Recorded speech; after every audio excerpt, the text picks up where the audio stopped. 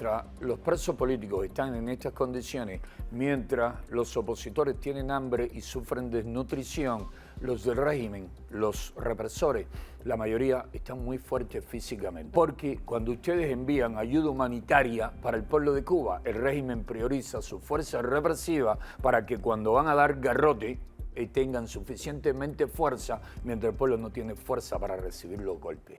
Europa durante mucho tiempo, como yo decía al comienzo, ha acolitado a ese régimen, ha utilizado cualquier excusa para que fueran más importantes las construcciones de hoteles que cómo estaba realmente languideciendo ese pueblo.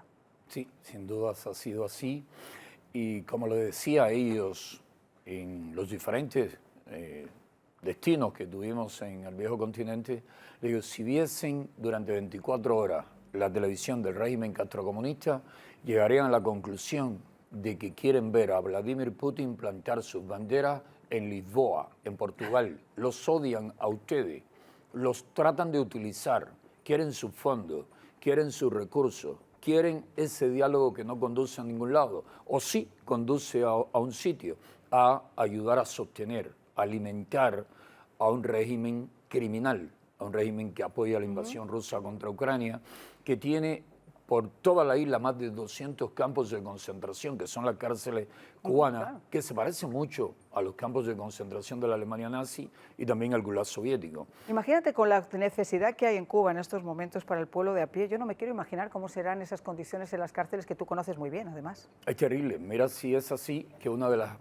las razones o de los argumentos que no pudieron ellos, los europeos, con quienes conversamos, evadir, es que esto parece sacado de un campo de concentración de la Alemania nazi, pero esto es de hace apenas 2 meses, un hombre acabado de salir de una prisión. Pero así hay muchísimo, así hay muchísimo en las cárceles. Entran así y salen de esta manera. Yo recuerdo que esa foto me la mandó Larrondo una noche, que es el presidente de Prisoners Defenders, y yo me quedé realmente impactada, José Daniel, porque yo me podía imaginar que la situación estuviera realmente dramática en Cuba, pero no a ese nivel realmente terrible.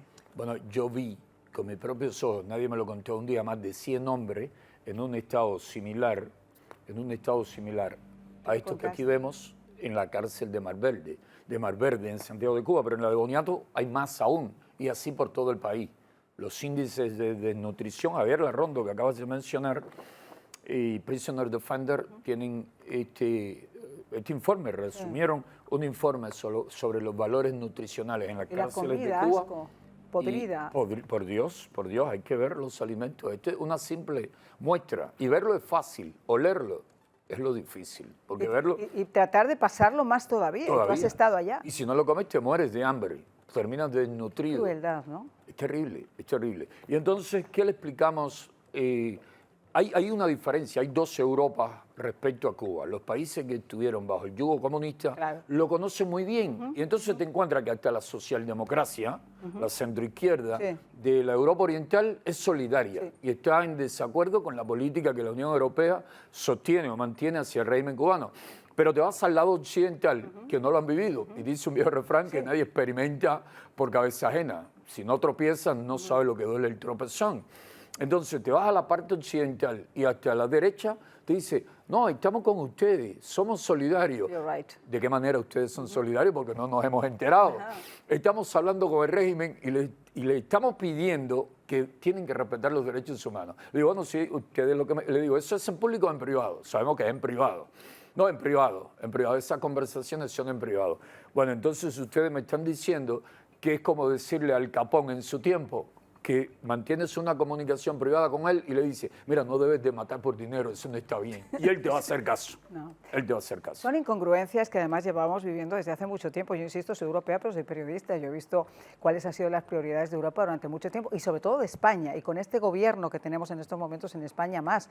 Porque además parte de la financiación de la Unión Europea se basa precisamente de esos fondos socialistas, de las inversiones, del dinero que han enviado Cuba, Venezuela y estos regímenes que durante tanto tiempo se han alimentado de eso. Cuéntame cómo fue un poquito tu gira, por dónde empezaste, cuéntame un poco para que nosotros tengamos una idea de toda la importancia que tuvo esa gira realmente y los foros donde estuviste. De inmediato te lo cuento, pero acabas de decir algo que es muy importante que recalquemos en ello. Yo les he explicado y les decía, mientras los presos políticos están en estas condiciones, mientras los opositores tienen hambre y sufren desnutrición, los del régimen, los represores, la mayoría están muy fuertes físicamente. No, son unos gordos recalcitrantes. ¿Y saben por qué están muy fuertes físicamente ante los represores de las cárceles y de las calles en Cuba? Porque cuando ustedes envían ayuda humanitaria para el pueblo de Cuba, el régimen prioriza su fuerza represiva para que cuando van a dar garrote tengan suficientemente fuerza, mientras el pueblo no tiene fuerza para recibir los golpes. Así que no digan que están ayudando al pueblo de Cuba, están ayudando a alimentar a quienes reprimen al pueblo de Cuba. La gira comenzó de la siguiente manera. Llegamos a Madrid, pasé un día en casa de Javier Larrondo y nos fuimos el domingo de la noche a Bruselas. Ya estábamos el lunes en Bruselas, estoy hablando del 3-4 de mayo, y pasamos 3 días en el Parlamento Europeo. Visitamos en el Parlamento Europeo a medio centenar, entre 49 y 52 eurodiputados. ¿Estuviste con Hermann Tertsch? Sí, también. Sí, estuvimos con Hermann Tertsch, estuvimos con Jorge Martín Fría, también de Vox, luego estuvimos con Santiago Abascal en Madrid. Sí. Vimos a Santiago, conversamos, muy solidarios, son muy firmes y están muy claros de lo que está pasando en Cuba. A ellos sin nadie le puede hacer cuento de que con el régimen se puede dialogar, que con el régimen se puede llegar a algún tipo de acuerdo. Ellos saben que eso es totalmente falso. Bueno, en esos 3 días en Bruselas, todo el mundo fue bastante solidario. Y luego lo demostraron en un debate que hubo en Estrasburgo. Hubo mucha mención a las conversaciones que habíamos tenido en esos 3 días. La única que nos dijo en nuestra cara que ella seguía defendiendo el acuerdo de diálogo político y cooperación fue la socialista Leire Pagín. Ah, bueno, imagínate tú, no solamente comunista de oficio, sino además también proetarra de oficio. Y muy cercana a Zapatero, muy cercana a José Luis Rodríguez Zapatero. Obvio, los argumentos nuestros fueron precisos, claros, contundentes, pero ella siguió diciendo que el diálogo era la mejor vía, ¿no? Ahí también le aclaramos que hay que mandarles con un billete de ida. A todos estos que hablan de diálogo así, se llenan la boca sin haberlo conocido. Yo a todos ellos los mando con un billete de ida, pero no los mando a que disfruten con el régimen, los mando a que disfruten 5 minutos de cocinar con leña en las calles y en la situación en la que está viviendo ese pueblo. Y los apagones, y la falta de medicinas, y los hospitales en crisis, toda esa situación, la falta de transporte y las injusticias permanentes, constantes. Nos fuimos después de 3 días en Bruselas a Polonia. En Polonia vimos al viceprimer ministro, Radosław Sikorski, y te cuento una anécdota breve. Cuando le hago un resumen de la tragedia que vive Cuba, él me dice muy serio, al final terminó en una broma, pero me dice muy serio, me mira muy serio, estamos en una mesa, Larrondo, él, varios funcionarios de su ministerio y yo, y me dice, todo eso que está pasando en Cuba es culpa de ustedes. Yo rápido me preparo para para atacarle, para clavar el aguijón. Sí, yo iba a empezar diciéndole, bueno, será culpa de nuestros abuelos y de nuestros padres, porque yo nací 11 años después de que esa gente ya se habían adueñado de Cuba y la habían convertido en su finca. Pero en lo que estoy yo elaborando mi respuesta diplomática, decente, él dice, sí, eso es culpa de ustedes, porque si ustedes no se hubiesen independizado de España, ahora fuesen miembros de la Unión Europea y no estuviesen pasando por eso. Y entonces, en ese momento, él me dio la fórmula que yo seguí usando por el resto de Europa cuando había algún obstáculo o alguien venía con algún argumento nada sólido, nada claro, nada preciso. Le dije, bueno, está bien. 1898 quedó atrás por más de un siglo. Ya ha pasado mucho tiempo. Y Javier Larrondo le dijo, bueno, España tuvo la culpa de haber perdido a Cuba, ¿no? Con eso de aparecerse con autonomía a última hora, cuando ya nadie quería la autonomía. Pero le digo yo, si perdieron a Cuba hace más de un siglo, ahora España, por su equivocada política, está nuevamente a punto de perder por completo a Cuba y de que la Unión Europea también la pierda. Toda Europa va a perder a Cuba por culpa de esa política. Y como en política los argumentos morales no son suficientes, siempre le estuvimos diciendo, van a perder sus hoteles, van a perder sus negocios, se van a quedar sin nada en Cuba. Y lo peor, se van a quedar con un pueblo que si no cambian a tiempo de política y son solidarios con el pueblo y condenan a la tiranía, van a tener en Cuba un pueblo que va a adorar a los Estados Unidos por haberles salvado por segunda ocasión, y a ustedes lo van a ver como los cómplices hasta el último momento del opresor. Ya ese argumento lo seguimos moviendo por toda la parte occidental, porque te repito, tanto en Polonia como en Lituania, como en la República Checa y como en las demás repúblicas que estuvieron bajo el régimen comunista hasta el año 89, que cayó el muro de Berlín. Son muy solidarios y quieren una política enérgica hacia la tiranía. Dime una cosa, acabas de mencionar algo muy interesante. ¿Cómo podría ver ese pueblo cubano a los Estados Unidos frente a esa Europa impasible, cómplice del régimen? ¿Cómo ven, por lo que tú pudiste percibir, el momento específico en el que se encuentra Cuba, José Daniel? Porque claro, aquí hablamos todos de un momento donde... con cuanto analista hables, yo soy periodista desde hace 30 y pico años acá, muchas veces nos han dicho, sí, viene llegando, y todo el mundo decía, bueno, pero ahora yo veo que estamos en un punto de no retorno. Creo que la intención de esta administración es de tomar realmente el toro por los cuernos y que el secretario de Estado está convencido de querer impulsar lo que tenga que impulsar para conseguir la libertad del pueblo cubano. Pero ¿cómo se ve esto desde allá? Sí, en Europa hay una postura de que ese no es el mecanismo. Y a todos les dejé más que claro, incluso teléfono en mano, le empezaba a poner testimonio de cubanos de dentro. Le digo, con seguridad, un cálculo conservador es que más del 80% de la población dentro de Cuba, incluyendo militares, muchos militares, quieren que el régimen acabe ya. Y saben ¿están levantándose por la mañana esperando ver un marín? Exactamente. Y saben que la mejor... y quizás la única fórmula práctica válida en este momento es que Estados Unidos lo saque del poder.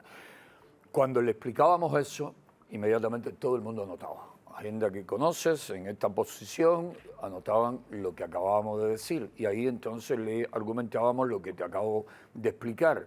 Es un hecho, el régimen difícilmente sobrevive al año 2026.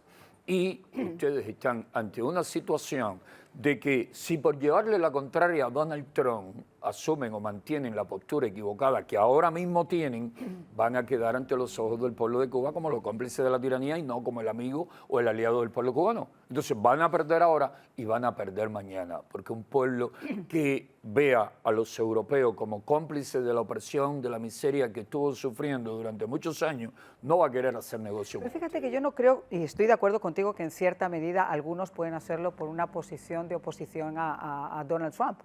Pero yo creo que la inmensa mayoría, la política hacia Cuba la ha movido el desconocimiento, le ha movido el no saber de qué están hablando, lo ha movido de hablar desde la comodidad de sus sillones sin tener que pasar por ninguna de las experiencias que ha pasado el pueblo cubano, porque cuando lo han hecho ha ocurrido como cuando estuvo el anormal de Iglesias, algún momento mal llamado vicepresidente de los Estados Unidos, de vicepresidente de España, que este individuo se lo llevan a la isla y por supuesto le montan en un autobús con aire acondicionado y le dan una bolsita de sanguchitos mientras están paseando como si el resto fuera un zoológico, y después se lo llevan a un hotel donde puede cargar su móvil y después habla de lo bonito que está Cuba, de lo romántico que es Cuba, y dice que la situación no está tan mal. Si la perspectiva que hay de Europa realmente es la perspectiva que estos individuos llevan de Cuba, pues es obvio que exista también que todo esto esté basado en el desconocimiento. Hipocresía, por supuesto, pero desconocimiento también. Sí, pero hay cuestiones que son muy difíciles de entender. Por ejemplo, todos ellos en Europa temen grandemente al peligro que representa Rusia, Vladimir Putin. Y solicitan, piden constantemente a Estados Unidos el mayor apoyo para Ucrania. ¿Y qué hacen? Apoyan, votan año tras año a favor de una resolución que el régimen cubano presenta en Naciones Unidas contra el embargo estadounidense. La resolución está llena de exageraciones, de mentiras, no es cierta, no es verdaderamente digna de tenerse en cuenta, pero la votan.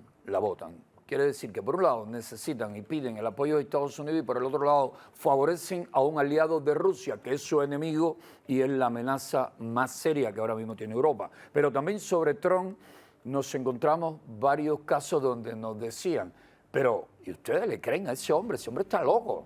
Y con una colega tuya, una periodista y compatriota tuya, española, que trabaja para el Independiente en Polonia, insistía en cómo podíamos confiarnos en que Trump iba a cumplir con lo que decía y que iba a hacer que se produjese un cambio en Cuba. Y que Trump estaba loco. Y le digo, bueno, y el Quijote también estaba loco, ¿no? Y me dice, no, pero no me compares a Trump con el Quijote. Y le digo, discúlpame. Yo, que soy un ferviente admirador del Quijote y de Cervantes, de ambos, del autor y el personaje, si hacemos la comparación y Trump termina democratizando o haciendo que Venezuela recupere la democracia y que Cuba recupere después de casi 70 años bajo una tiranía comunista, vuelva a ser una nación libre y que caiga el régimen de los ayatolás en Irán, por Dios, Trump sale muy bien parado en la comparación con el Quijote, porque el Quijote peleaba con molinos de viento.